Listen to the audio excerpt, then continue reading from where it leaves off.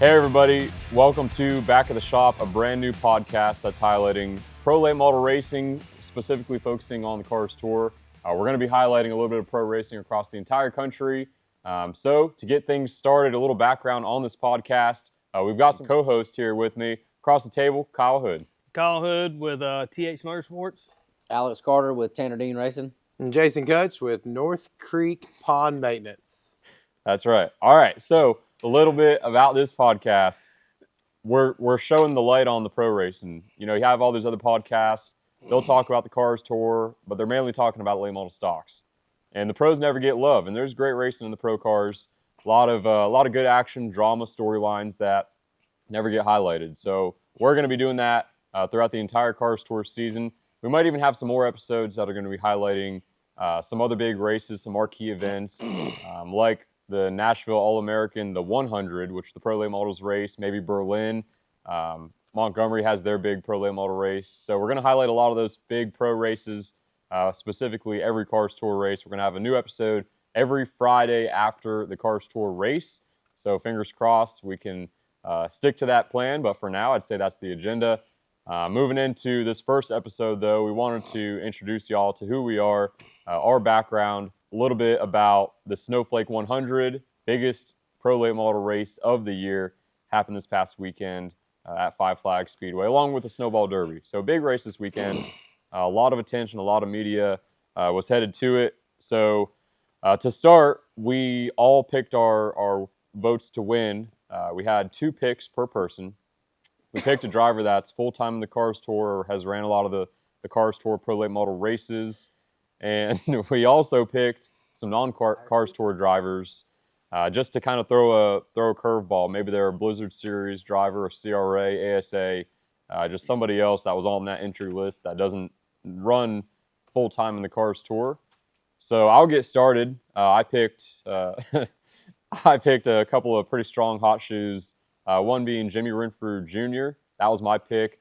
He's won a race in the Cars Tour his rookie season this year at Hickory.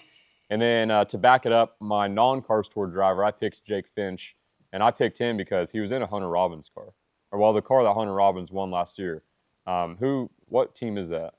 That 18 car, you remember? Yeah, that's Ronnie Sanders. That's right, yeah, Ronnie Sanders. And that's a good car. I mean, him and Mike Hopkins led every lap last year. They battled back and forth. But So that was a good car. So that was my pick on Jake Finch. Kyle, go ahead with who you picked. So on the Cars Tour side, we travel a lot with that deal and get to see TJ DeCare up front and personal, and just watching him from afar, just really like what he's doing, and just really think that he's kind of one of the next up and coming stars of the show, and just really pulling for him. And then the non-Cars Tour pick, how can you go wrong not with Derek Thorne? Yeah. I mean, 2-time Flake winner and Snowball Derby winner, and He kind of owns that place. So. Mm-hmm. And he's got a little bit different of a line than anybody else. He's Yeah. always pinned up against that inside wall too. Wrapping the wall. Yep. Alex, who'd you have? So I went with Spencer Davis, and I went with him just because, he had a really good Cars Tour year. Owners Championship. Yeah, and it was kind of, you haven't really heard about him in a while racing. So so for him to do what he's done here recently, I felt like he was a pretty good pick. And then obviously I went with Classy Nasty because he didn't get into it with nobody. So really can't say Nasty. So yeah. He's always a good pick to go with. I don't. If I had to pick to win the whole thing, it would be probably Nasty for both of them, Super and the Pro. So he pretty much got it. You were close. Almost got it done, but Almost. Almost. Can't win them all. Almost did though. All right, Jason, who'd you have? So I picked Caden Honeycutt for the Pro Series, and then I picked Carson Brown for the non-cars. Reason I did was I literally just looked back at the stats. Caden had a second place overall average finish over the last 5 races, and so did Carson Brown. So out of all the drivers, they literally had the best finishes over the whole. And their respective. Yeah, look what he's series. done in the last 5 or 6 races. Caden Honeycutt's on fire right now. He's the driver to beat. So I picked him to course, and then with Carson Brown, I really don't know a whole lot about him, but what I saw of him, he's got good record so far. So I picked him, and Well, he won the championship down there. That's what I was going to say. And then with the championship down there, after I started doing a little research on him, he's with a great team. He's a great pick. Overall average finishes on the last 5 races was second place again. So I thought I had it. And then we'll talk about that in a little bit. We had some people cause us some problems on some of the picks. We'll definitely go into some more detail. So it's fair to mention that, you know, this podcast we're not going to sugarcoat things. We're going to speak it as it is. We're going to highlight the good, bad, and ugly. It might hurt some feelings, but we're here to tell the truth of what's going on in pro late model racing. So with that being said, let's jump into kind of a breakdown of the race. Obviously, this is the biggest race of the year. There was, 45 or? I think it was 46. Something like that. I pulled it up. I think I got it right here. So they take the top 30 on time, and then 2 provisionals and 4 from the LCQ. So 36 car field, huge field. Some guys getting sent home. We got sent home last year, so tough break there. Still a little bit salty about the motor situation, but you'll have that. 45 cars took time. 45, okay. And I feel like that's down a little bit from prior years, but we'll talk about that more in a little bit. What do you think of qualifying? You can cut the energy with a knife in the air down there, I feel like. Yeah, it's definitely the toughest qualifying you're going to deal with all year. You know, temperatures, pros in here like deal with it too much as the supers did with moisture coming in at night and late qualifying. But yeah, man, you got to be on your A game. Your setup and driver and the whole deal. You know, you miss it by a smudge, you're going to the house. You know, so. Do you know what the gap was that separated? I believe it was 3/10, wasn't it, all the way from? That was from the lock-in. So from where you got locked in, it's like top 30, I think it was like right at. I can look it up real quick. I want to say it was right at 3/10, a little under 3/10. So yeah, and you saw it. They did the dartfish. Oh yeah, the overlay. And I think that wound up being like 2.5 car lengths. Difference. Yeah. So. I think the whole super field, like from first to last, was half second. Yeah. And that's, you know, they had about 50 cars as well. Yeah. Well, there's so much anticipation going into this race because you have so much time, money, effort spent on green, white, checkered.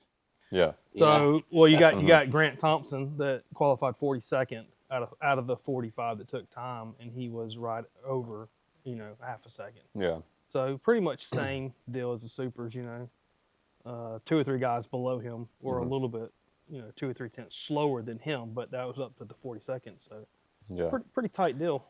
That's close. I think before we highlight the whole race, we'll talk about some of the other factors around the race. So I got down to the Derby. I was there with Bryson Lopez Racing, and I got down there Wednesday night, which when we raced last year, we probably got down there on Tuesday, hauler parking, I think. Yeah. Must have been. Yep, Tuesday. Historically, the race is on a Saturday, but with the weather that we had last year. So we get down there so early, and we're practicing and more practice, burning through tires, burning through equipment, burning through motors, the whole works. What do you think of all this practice for a 100-lap race? I think it's ridiculous, honestly. I mean, and that's a loaded subject, got a bunch of opinions on that deal, but to me, I think your best racing comes out to where the less practice, the less time on the track produces the best racing, in my opinion, because it's bringing guys that are either A, more prepared, or B, it's a crapshoot because you have more guys that have a chance at the deal than guys being down there for 2 to 3 weeks testing and then 3 or 4 days of testing throughout the whole week, so should there be a limit on how far in advance you can rent the track? There should be, but it brings in too much money. Yeah, it brings in too much money. So now that opens up a whole nother can of worms, So where do you stop this beast that they've grown? Where do you stop the animal now? Because the problem is and I'm not bashing anybody when I say this, but the track is seeing that money, and how do you shut that off from them now? So I don't know the correct answer. I know something needs to happen. I know they need to figure something out, but what's the right answer? I don't know, because let's just be honest too. I mean, the track's got to survive, right? You know, so you cut their feet out from under them, and now they're hurting, and you know, and then you're trying to help the teams, and it's just a balance, you know. And I don't know the answer. I know for the team side of things, from where I sit, it hurts because you know we're a lower, smaller, underfunded team. You know, we're not somebody's getting factory sponsors and things that are coming in and the big money, so it's tougher on a guy like us. But hey, we're playing in the game, you know, so that's a choice I've made, you know, so I'm not going to come in here and whine about it, you know, but it is tough, you know, because it does keep the door shut for people like us versus the big teams, you know, and that's where car count gets hurt. You know, we talked about 45 cars taking time. I mean, in my opinion, that doesn't look good for the Snowball Derby weekend, you know. Not knocking it, you know, by no means. Like the Snowflake, there's only 36 cars in it. Well, that's how many started. That's how many start, but it was 45 that tried. So, but that's still down. That's down, you know. Maybe not over last year because of the weather and everything, but historically over, like, if you look, I don't have the number in front of me, but 5-10 years ago, I bet that number was 60, 70. Yeah, and 2 years ago. I have it right here. So in 2019, and this is for the Snowball Derby, just looking at the car, you know, the car count. 2019, there was 56 cars, and then it was 54, 51, 53, 50, 45. So it's going down every single year. Yeah.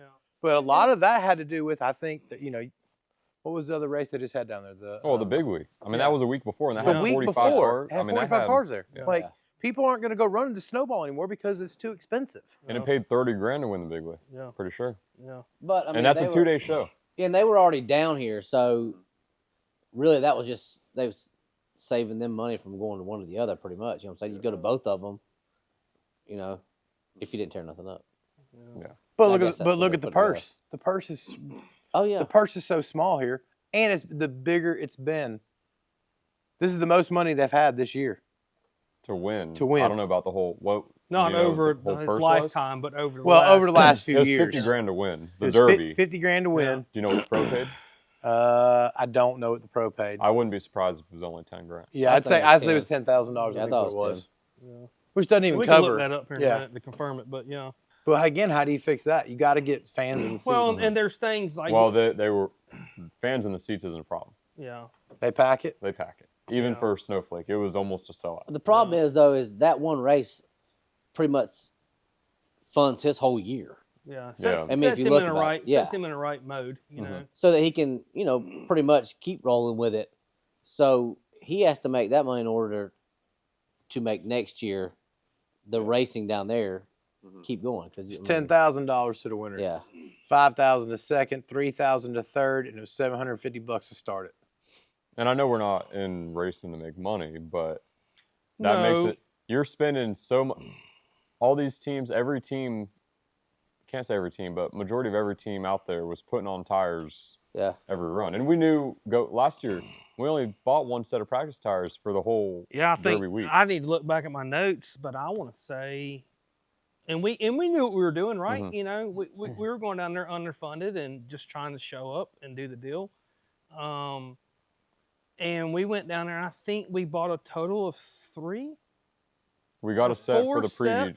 Set for the preview day. We got a set for the preview, and then we took that set and unloaded with that set to shake the car down, and did some race runs on it. And then, because we pretty much race run the entire time we were there, and then we bought a set, and that's when we bolted the set on, and you went out to do the mock run, and that's when the motor let go. You know? But we're talking about expense of the race, so we want to lower the expense of going to race. But we also don't think there should be as much testing.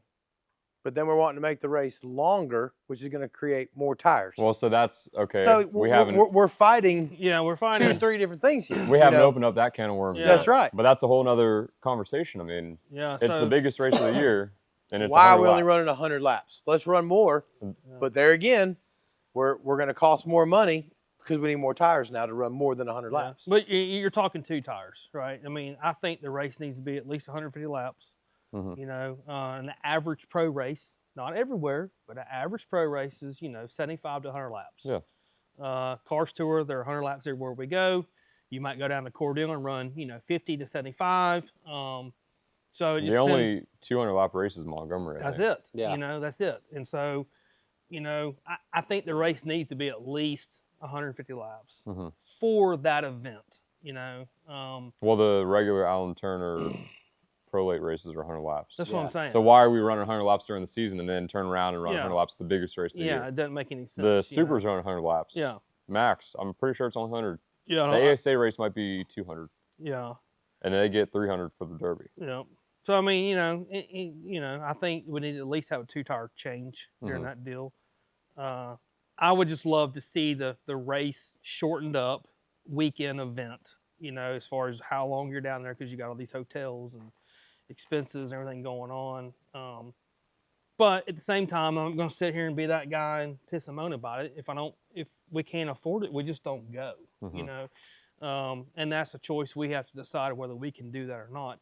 The only reason I argue the fact is because there's a lot more of me and us and teams like us than there are the big teams.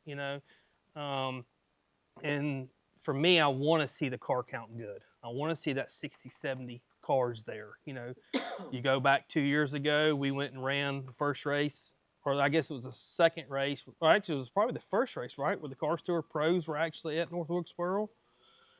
I have to look Yeah. back at my notes, but off the top of my head, I think there was 68 cars Yeah. or 74 cars. It was something. There was a ton. There was a ton there, And then it flopped, though, the next year. It made a flop yeah. next year, Because the hype was over. Yeah. The hype was over, and why is that? Why is that?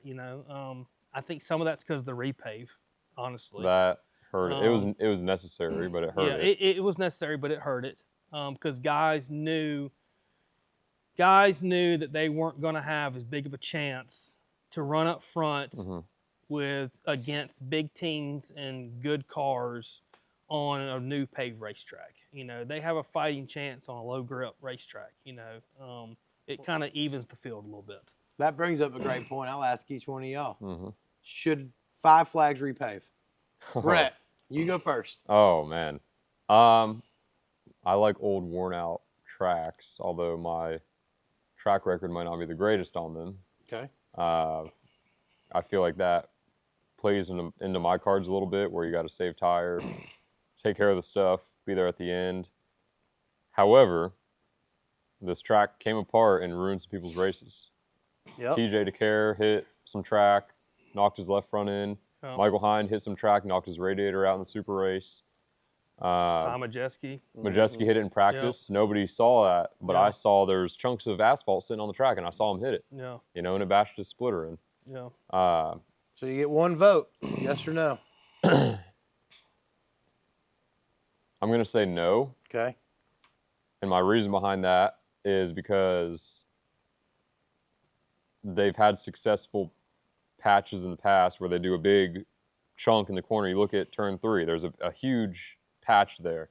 It creates a bump, but it still gives that old racing surface, and the patch isn't coming apart. It's what's cracked up around it. Mm-hmm. So I think no, don't repave it. Just do sections. Alex. I would agree with Brett. Just do sections. Kyle. So automatically, I'm going to say I'm going to agree of not to pave it. I did not go down to the Derby this year, so I didn't get to walk the track, but I walked it last year. Don't let it go too far. Don't let it get to the Hickory Point. I was Don't just gonna let say it that. get to the Anderson Motor Speedway point, and that's the one in South Carolina. Don't get to that point. Right now, I love the character of it. There is some issues. I think the issues need to be fixed, and there's ways around, like we talked about, patching it. But right now, I would vote no. Jason? I'm going yes. Going Repave it. yes. Why? I like to be different. Yeah. I also think it's going to make it a heck of a lot faster of a racetrack. But is that good for racing? I don't know, but I think it'd be fun. I think it would. I mean, Wilkesboro was fun after I think it'd be a driving fun the race. repave. I think it'd be a fun race to just see where it's at. I think if they don't repave it, it's going too fast downhill. I think it's going to create there's too many patches being done. That's going to tell people, I'm not going to race there. The track's causing me to lose a race. And you got to also realize you haven't walked the track like we have, and the track is really not that It's not bad. in terrible shape. It's not Which that bad. I get that, but how many cars had issues from the track this weekend? There was a handful. There was a handful. So let's just say 5 or 6 cars out of 40 cars. And now that's not a good number. So now we're saying if those guys don't come back next year, in a way. Now our car count's down lower because they're like, I'm not going back this track. It's coming apart. It's a piece of crap. Yeah. I'm not saying it is. I'm just saying I think if we're at that point. If it ruined our race, I'd be like, repave this. We're not going back. Yeah, I wouldn't be happy either. And so I think it's I think it's probably time to at least start addressing it and say, okay, we're going to get one more season. I think they've got a handful of years if they handle it the right way, before we have to go to the repave. Because I don't know the dates. I want to say time gets by now, so who knows. But 5 years ago, they repaved the front straightaway. Yeah, I'd say about that. Which they're doing a great job down there. I'm not saying that at all. I think they're doing a great job, and they're doing the best they can with what they're working with. I just think it's time. There is a fine line, though. There is a fine line of taking it too far, and now what do you do? I think we're getting close to that line. I just don't think we're quite there. I don't think they'll do anything by next year. Yeah, No. They'll do some new patchwork, I'd say. Oh, absolutely, yeah. But some repairs. It's a huge expense. Yeah. I mean, look at the expense the track's got to have. Huge. And now. But I'm not even factoring the expense. I'm factoring more just keeping good racing there. We had great racing. You had a great race. It was awesome. It was an awesome race. Yeah. And Let's talk about you don't the want to race. give that up. Yeah. I think that's a good transition. Let's go talk about the race. So 100 laps. We had a surprise pole sitter, I'd say. Dylan Capello? I've never heard of him. Was he is it modified driver?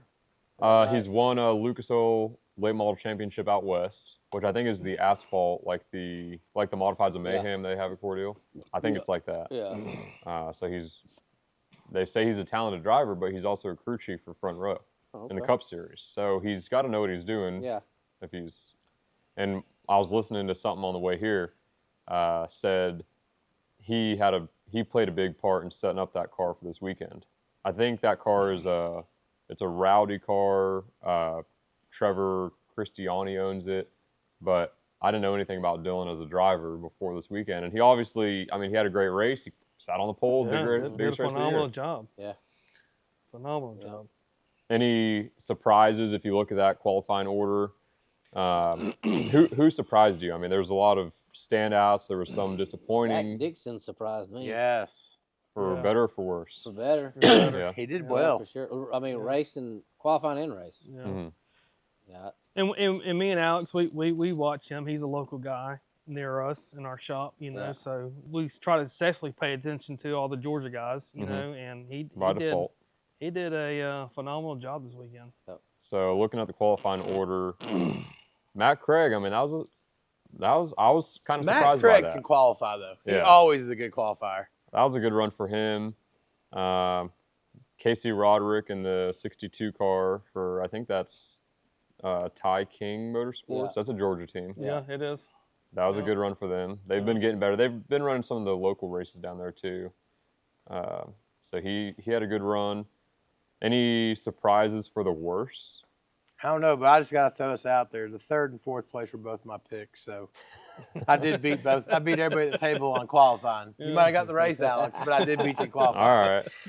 All right. So you said the worst qualifier, you feel like? Well, here's one that surprisingly. I'm surprised about George Phillips for the worst. I don't know. He qualified 33rd. Yeah, He's been I really know good there during the weekly deal. But I looked at him at Hickory, and he wasn't that good at Hickory either. Yeah. So. I think he finished good, but he didn't qualify good. Yeah. You got to pick Bubba. He was 28. Yeah, so he qualified pretty deep in the field. Yeah, which is very. I honestly thought, he'll definitely qualify good. And when he qualified, I was like, golly, that's way down there for him. But why do you think that was? I don't know. He must not have been happy with the car. But a lot of times, though, Bubba will if he does qualify deeper in the field, he ends up working his way back up through there. But I don't know what happened. I don't know if the car just wouldn't rotate or what was wrong with it. He might have got a bad set of tires. I don't know. Well, they ended up doing. They did pretty lousy in the race too. Yeah, I mean, which we'll jump into that. Yeah. Into that next. Any other surprising bad qualifiers? No bad one, but Kyle did have a good point about another, I guess, surprise. Good qualifying? Well, not really. I mean, decent qualifying, considering the budget of the team and how many people they got working on the car and the age of the car.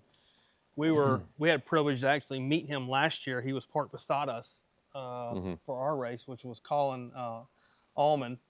Yeah. And I mean, he impressed me last year, and man, that kid just needs a shot with somebody.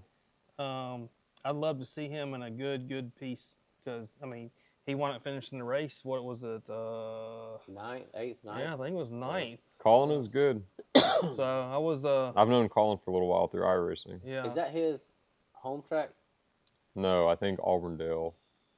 Okay. One of those Central Florida tracks, maybe Citrus County. Yeah, I remember last year I talked to him and his dad for a little bit, and I want to say they came up there and ran a pretty good bit.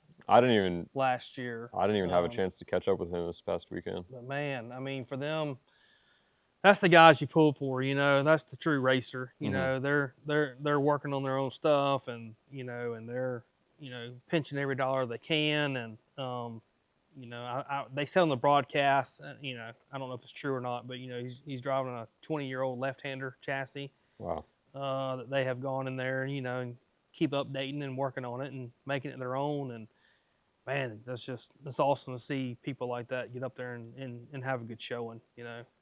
I'd love to see him in something decent and newer, just to see if there is a difference, on his side of things. But really, really impressed. I'm going to point out a couple guys that qualified pretty bad. Jet Nolan. I thought so too. He qualified 32nd. I know. I was like, what in the world? And he's been good. He's fast. Yeah. And he only ran pro. I mean, he typically runs pro and super. And he only ran pro for some reason and qualified in the back. So he had to transfer in, actually. He ran the LCQ and he won that. He dominated it.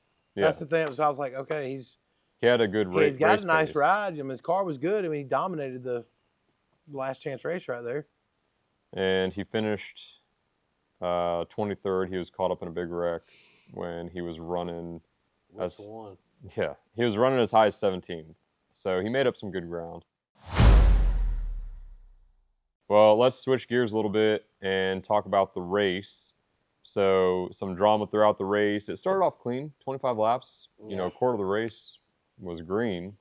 And then Jake Finch turns Augie Grill. And Finch was my pick. So I didn't want to see that because it sent him to the back. Sent him to the back. It happens. Oops. Yeah, it didn't look intentional. It didn't look intentional.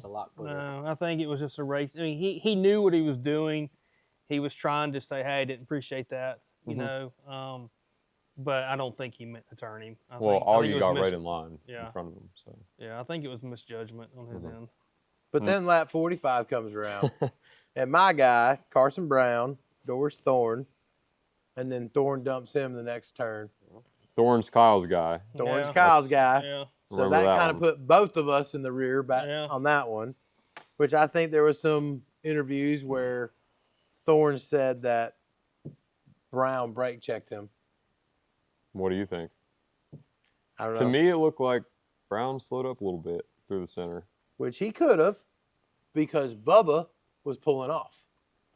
Yeah. So that could have been a big factor right there. Mm-hmm. And why Bubba pulled off, we don't know. He crashed him. You think he just crashed him? He just drove right through him? He just crashed him. He didn't drive through him. He just crashed him. Yeah. Yeah. Okay. Kyle? Well, so I was kind of laid up dealing with kidney stones, and so I was kind of in and out of the show. I had to go back and watch it. I know when I initially saw it happen, I didn't feel like he brake checked him. But, it's hard to tell on flow, to say that's the deal or not. Because I've been in incidents in the past where it shows one thing on TV and it's not exactly what happened behind the wheel or from the GoPro camera or anything like that. So, you know, if he says he did it, I gotta have his back, but not initially what I saw. So, And with Thorne being your pick, I could see why yeah, you would defend That's him. right. Yeah. That's right. Let me bring this around now, because we just got done talking about repaving. Mm-hmm. Lap 55, they throw a red flag. They stop the whole race for the track coming up. They have to go fix it. Well, Great. I love it. They're doing a great job fixing it, but it drags out. So therefore, there goes back to my pick of, I say repave. You know? My question would be automatically, did they inspect the track good enough before the race started? Mm-hmm. To say, hey, we got some loose areas, we got some questionability of what's going on, you know, because you know, we've all walked racetracks, right? And I can point 1,000 things out. Was that done, and does that need to be on their checklist? Might have been done, could have come loose during. Who knows? You know, we weren't there, but that would be nice to know. Which they did say during the broadcast that they normally, after the Snowflake, they spend that whole evening going through the track and patching it and getting it set and ready for the Derby. Yeah. Mm-hmm. So, I mean, again, I'm not trying to knock what Tim and them are doing down there. They got a great program, great facility, but it did cause a long delay in the race. There's a lot of racing going on that day, you know, from qualifying to last chance races to the whole deal. It was after the last chance races and they were getting ready to start. Did they do it in between then? You know, and that would be something that might need to be on the radar. You know? Yeah, I mean, we talked about it already, but it ruins some people's races. It does. I'm still not in favor of them repaving, but you know, if they want to patch it, go ahead. Yeah. We've seen that work in the past for a couple of years, and then it opens back up again and tears more cars up. And now we're getting to where you were talking about caution after caution after caution. Yeah. So we have 50, you know, lap 55, then we go straight to lap 58. There's another pile up. Mm-hmm. You know. Turn 4 was a problem this weekend. It was. Almost all the wrecks were out of turn 4. So. Why do you think it's all coming out of 4? I think so. I think because it's flatter. Picking the gas back up quicker and. What did you say? Turn 4's a little flatter? Yeah, I would say just the way you drive that racetrack and pick the gas up there and drive off the corner, it's subject. I mean, it's subject. You're kind of on the edge there by yourself as it is, you know. So I would say that's probably kind of on the fine line there already. What do you think, Alex? If you didn't turn good off of 4, then you were pretty much going to be chasing up another one, you know, another groove. So therefore, you're opening that door for somebody to stick it in there on you, which is going to in turn lead to a little roughness. And so the biggest wreck of the race, I mean, there's at least 3. Well, technically this race there was 5 wrecks in turn 4. The biggest one, which we've probably all seen the video. It doesn't get any better anytime you watch the video, but Casey Roderick ramping over Honeycutt's right rear. My gosh. Yeah. Destroyed that brand new Fury, a brand new generation Fury, I'll have you. They said it in an interview, it was a Gen 2, or that it was the brand new car. They wadded some race cars up, though. Oh, they did. It was bad. So the way I saw it is that I think it was Cole Williams. Yeah, he was the blue car, the 46. I was on the outside of Travis. He pinched Travis down and then kind of moved up a little bit, but then pinched him down again. And I think when Travis came up the hill and they touched, and that's what got him loose in the first place. So he was trying to avoid it. He was trying to hang on, but Honeycutt had nowhere to go either. No, and that's the car he that was just stuck. Yeah, he was just along for the ride. You know, him and Roderick and all them guys, really. Yeah. You know, you're not expecting to rip a wheelie coming out of 4. No, and, you know, it was a racing deal. Yeah. You know, I'm not pointing fingers at anybody. It's just a racing deal. But once that happened, everybody there was just along for the ride at that point. In the end, Stephen Assey walked away the winner. Alex won. Heck of a drive. I mean, was he a came good from drive. deep in the field. He did. It was. He did. That was some good, hard racing, though. Okay, I completely forgot to mention this. Dylan Capello gets called for a jump start. Yeah, I did see that. I Yeah. mean, but they didn't warn him 3 times, two times. Really? Okay, Yeah. I didn't hear that. Yeah, they done Yeah. warned him twice. Matt Craig was in control of the race for the But majority he of it. did he did back it did up back up and let him let him gather get back even up, again. Okay. You know. So I think on that was not the right call for that one, though. He still, when it was all said and done, drove up to 11th. Yeah, he Granted, finished he 11th. had some help with all the wrecks and all the But the still, cars that put would have put out. him right But in the at middle that of all those point, races. what are we Yeah. talking? 16, 17 cars on lead lap Running. running. Yeah, You know, 17 so, cars lead lap, 20 cars running. Yeah. I mean, So Nassie wins. Any surprise finishing results? Spencer Davis, was that your second pick? yeah, that's my second pick. So you Yeah. cleaned He house. He had a good house, Yeah. a good weekend. Yeah. I was Good surprised with program. Matt Craig finishing second. Why? I don't know. Every time I watch him, he's been good this year, but he's a really good qualifier. But normally he burns it down and ends up falling back. Is Mhm. what I usually, what I think. But I mean, he's had a good year this year. But I was shocked that he stayed, battling the entire race. Let's see. Then he had Seth Christensen. We knew he'd run good. Spencer Davis. Carson Brown, your pick came Yeah, I back up know. to 8th. He got made back up to 8th. That's a good recovery. I mean, he That's close. got in one more wreck with a Rackley car, which I think the Rackley car pinched him to the inside wall. For what Caden went through, he pulled out a pretty good finish of 12th. Yeah, You know it had to tear up the rear end of that car. yeah. I mean that There's no doubt that monster it did. trucked it. Yeah. Um, What happened to TJ? Because he was 13th. he hit a piece of the track. Yeah. I mean, he was running as high as 6th, Okay. but he hit a piece of the track with his left front, and that caved it in. Yeah, I don't ever feel TJ. I mean, who knows? I don't think he would have gone and battled for the win, but I feel like he would have ran a solid top 10. Maybe up to 5th. Just kind of watching him through the week. Yeah.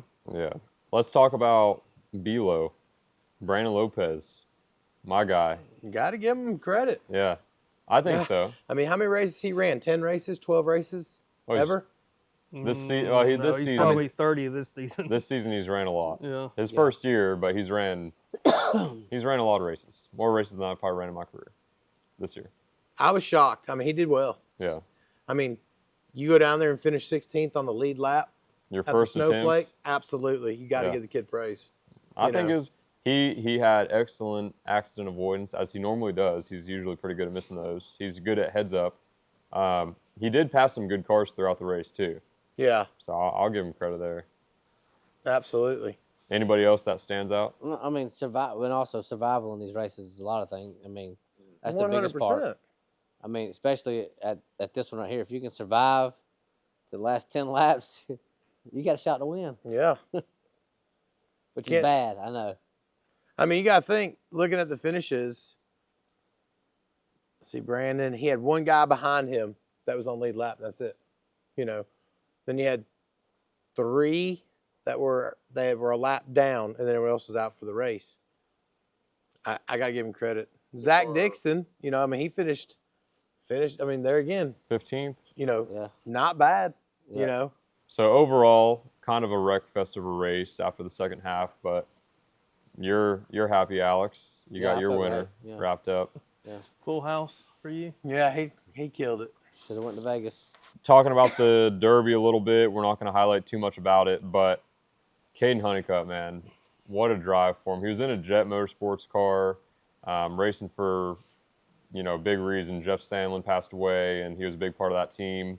So that was a special moment for me to be a part of, to see the emotion and everybody's excitement, the whole team. I mean, it was a action-packed infield the whole race, and then getting into victory lane. But just to talk a little bit about the Derby, 300 long laps. Any notes on that? Any surprises?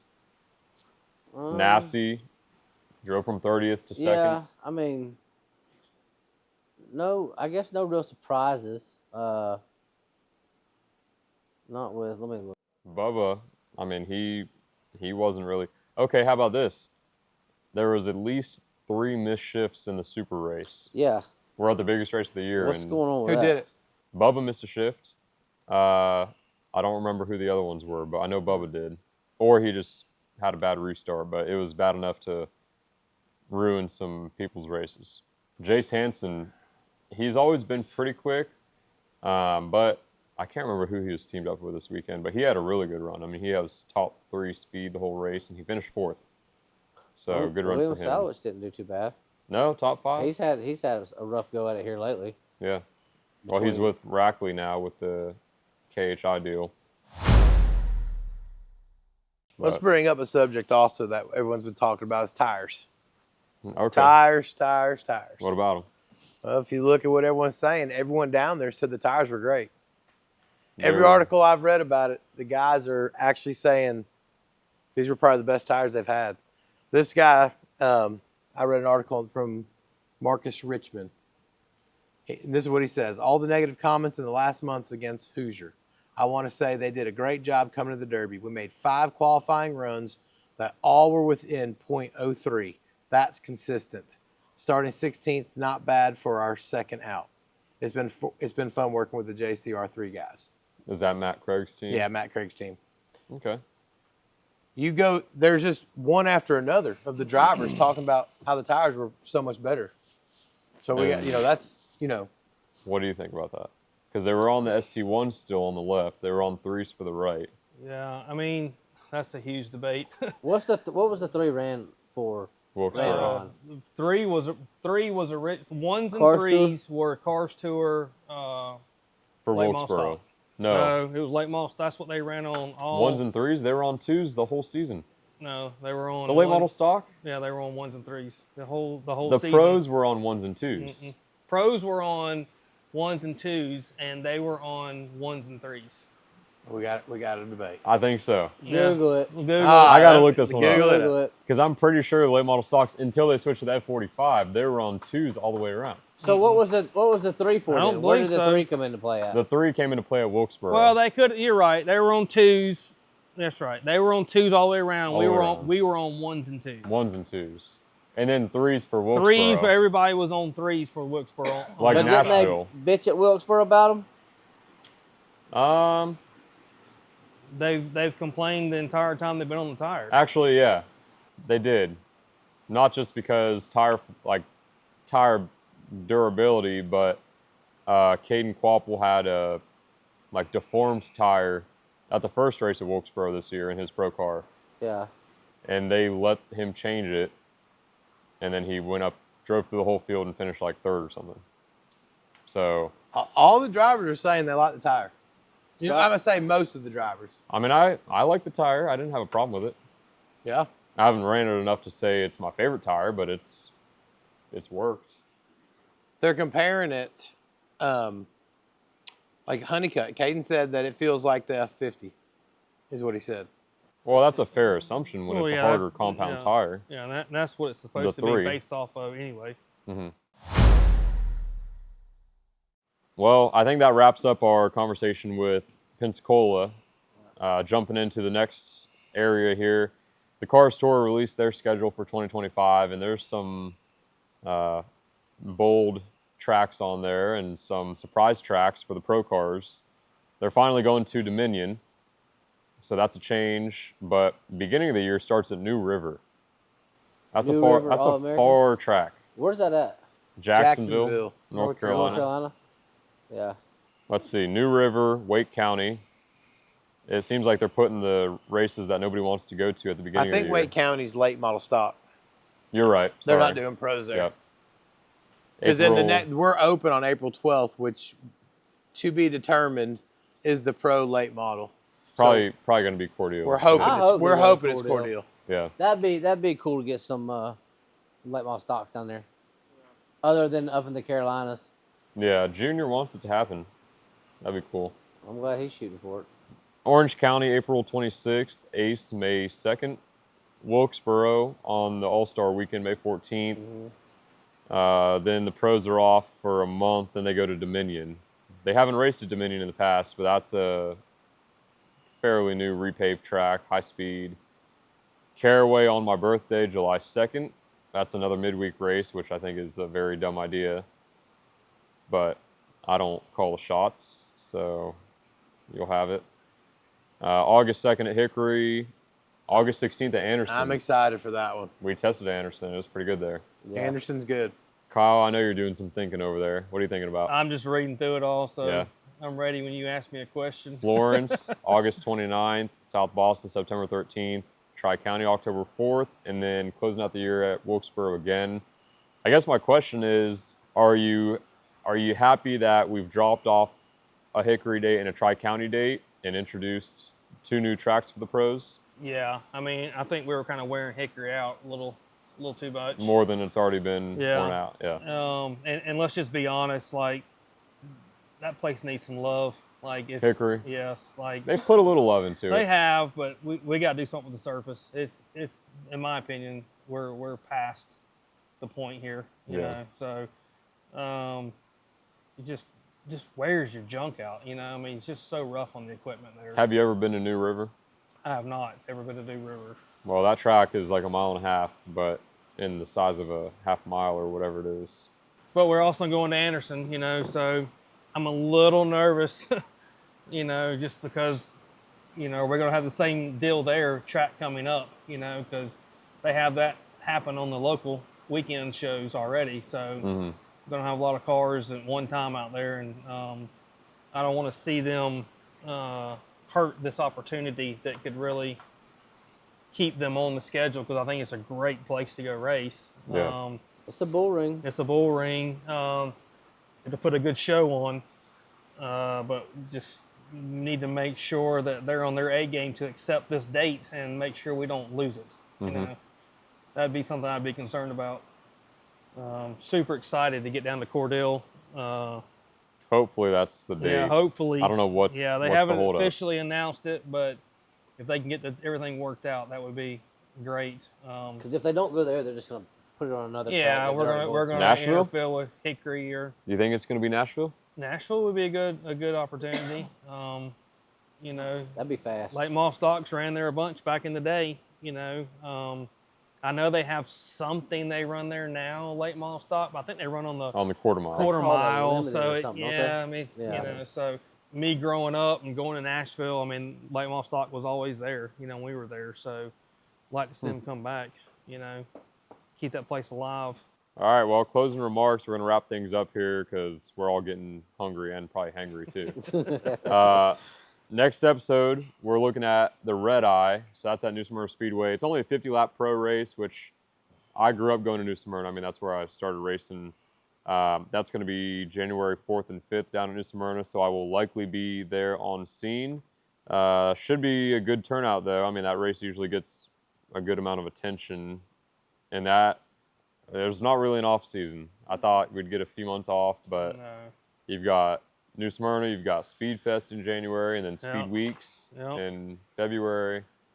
So it's going to be pretty busy back to back. Yeah, has anybody heard what Speed Fest is going to run tire-wise? If Because, you it's know, the Speed track- Fest, American that's Racer. CRA, right? Well, it's CRA bringing it in, so is CRA going to control the tires, or is? Because That's a good point. I know Cordell has moved over to the American Racer, so you know, how's that going to? What are they going to do there? You know, Yeah. so I'll be interested to see what kind of announcement they make. Because in past, usually they have all the tires at their shed. So I don't know if they'd have to truck tires in. Or are they going to go with American Racer? I or- bet they'll stay on American Racer. Yeah. That's my thought. Just Yeah. because that's what they run there weekly and they have the tires already. Yeah. I don't know. So, We'll see on the next episode of Back at the Shop. But Keep it all classy. good. all Keep good. it classy. Keep it classy. Keep it classy for That's Mr. right. Nasty. Mhm. All right, good. guys. Anything else? We're good to go. Well, I I'm appreciate good, man. all you tuning in to our very first episode of Back at the Shop. Hope you got a little insight on the Pro Late Model Racing. We're going to be talking a lot more in detail. We didn't have a lot of controversy on this one, but you best believe that's coming soon. So thanks for listening. Thanks for watching if you're on our YouTube. We'll see you back at the shop.